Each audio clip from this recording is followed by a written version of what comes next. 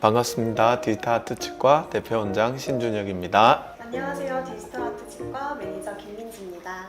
오늘은 신준혁 대표 원장님과 함께 전신질환 임플란트 사례에 대한 이야기를 나눠볼 텐데요. 임플란트를 해야 하는데 전신질환 때문에 이제 고민이 많으신 분들, 특히 이번 영상을 더욱 집중해서 보시면 좋을 것 같습니다. 그럼 신준혁 대표 원장님과 함께 자세한 이야기 나눠보겠습니다. 환자분께서 처음 내원하셨을 때 치아 상태는 어땠나요? 환자분은 60대 후반 남성이시고요. 경남의 하동이라는 곳에서 이제 내원을 하셨는데요. 전신질환, 당뇨 이런 걸 가지고 계셨고 오랫동안 틀니를 사용하셔가지고 잇몸뼈에 이런 소실이 엄청 많은 상태였습니다. 그동안 치과에 여러 군데를 가보셨는데 뼈도 안 좋고 전신질환도 있으시고 하다 보니까 임플란트 자체가 안 되는 줄 알고 그동안 계셨고 혹시나 하는 마음에 방문해 주셨습니다. 실제로 이렇게 치아가 하나도 없는 상태에 계신 분들이 보면 전신질환을 앓는 분들이 되게 많으세요. 또 이런 경우에는 잇몸뼈가 너무 안 좋은 경우가 또 많아요. 심지어는 치과에 갔는데 임플란트가 안 된다, 그래서 포기하고 계신 분도 많고, 환자분 같은 경우에도 임플란트가 안 될 것 같다라는 생각을 하고 내원을 하셨습니다. 잇몸 뼈도 좋지 못하고 또 당뇨의 심장 질환까지 사실 원장님께서도 좀 고민이 많으셨을 것 같은데 환자분 이제 처음 보셨을 때 치료가 충분히 가능한 상태였나요? 저도 10년, 20년 전에는 쉽지 않은 치료구나라고 고민을 많이 했었는데 솔직히 요즘에는 어렵다라고 생각은 그렇게 많이 하진 않습니다. 근데 환자분 입장에서는 인생의 중요한 포인트이기 때문에 굉장히 신중하게 할 필요가 있습니다.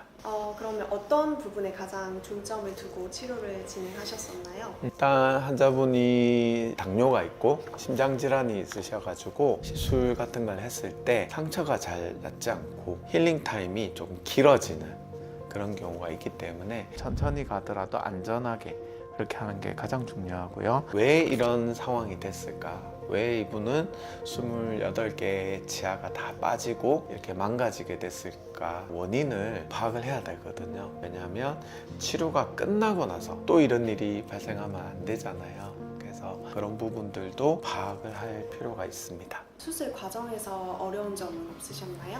아까도 말씀드렸지만 당뇨가 있고 심장질환이 계시기 때문에 환자분이 체력적으로 힘들지 않게끔 가능하면은 뼈이식 양을 최소화하려고 합니다. 예전에는 뼈이식을 대규모로 해가지고 오래 기다리고 이렇게 하는 경우가 많았는데 요즘에는 기술의 발달로 최소화하려고 하는 경우가 많습니다. 이제 그럴 경우에는 보철적인 관점을 굉장히 고려를 많이 해서 식립 위치를 잘 정해야 돼요. 진짜 신경 써야 될 게 또 한두 가지가 아닌 것 같은데 치료할 때 또 어떤 점을 주의를 해야 할까요? 이런 전신질환이 있으신 분들은 제가 독단적으로 판단을 하고 진료를 하면 안 됩니다. 그래서 상태가 안 좋다면 담당 주치의 선생님하고 이런 상의를 해서 이 수치를 낮춰야 됩니다. 그리고 심장질환이면 먹고 있는 약이 있습니다. 그런 것들을 담당 주치의 선생님하고 충분히 의논을 해서 메디칼적인 고려사항들을 먼저 평가를 해야 합니다. 더구나 또 이런 경우에는 임플란트 수술을 여러 번 하면 안 되겠죠, 그죠? 그래서 한 번 할 때 굉장히 신중하게 시술을 하고 이를 만들고 나서는 튼튼하게 잘 유지가 돼야 됩니다. 그래서 좀 천천히 스텝 바이 스텝으로 안전하게 진행하는 것이 중요하고, 뭐든 쉽고 편하고 빠르게 하는 게 좋을 때도 있지만 이렇게 난이도가 높은 경우에는 조금 신중하게 천천히 진행하는 것이 중요할 때가 있습니다.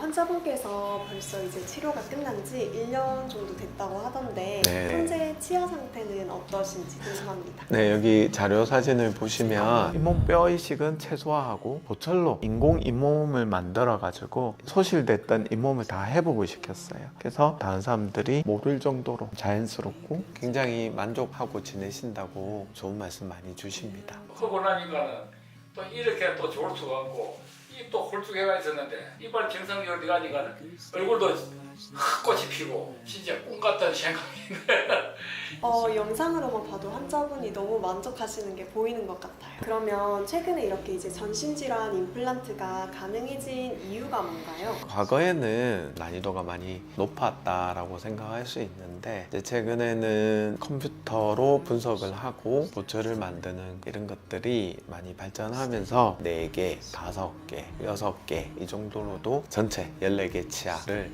만들 수 있는 기술들이 발전을 했습니다.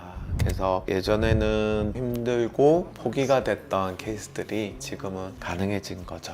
그러면 이렇게 전체 임플란트 치료가 끝나고 난 뒤에는 어떻게 관리를 해야 될까요? 이제 디지털아트 치과에는 3층에 이제 이런 관리를 전문적으로 할 수 있는 예방 클리닉을 오픈을 했습니다. 특히나 이제 당뇨병이 있으신 분들은 염증이 생기면 방어력이 떨어진다 했잖아요. 본인이 관리를 잘하면 좋겠지만 또 안 되는 경우가 있기 때문에 치료 후에도 중점적으로 관리할 수 있는 프로그램이 있어요. 그래서 그런 것들을 좀 적극적으로 시행하고 있고 그리고 또 주기적으로 계속 관리할 수 있게끔 저희들이 신경을 엄청 많이 쓰고 있습니다. 그럼 이제 마지막으로 임플란트를 고민하고 계시는 분들에게 네. 한마디 해주신다면? 일단은 전신질환이 있으신 분들이 포기하신 분들이 되게 많으세요. 근데 요즘에는 가능한 영역으로 온 케이스가 되게 많아졌습니다.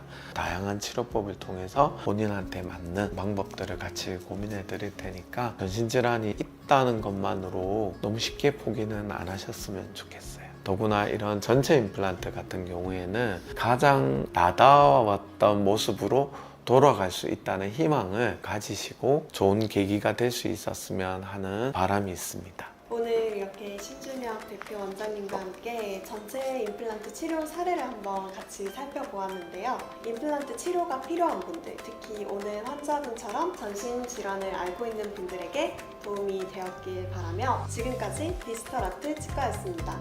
감사합니다. 영상이 도움이 되셨다면 구독, 좋아요, 알림 설정까지 부탁드려요.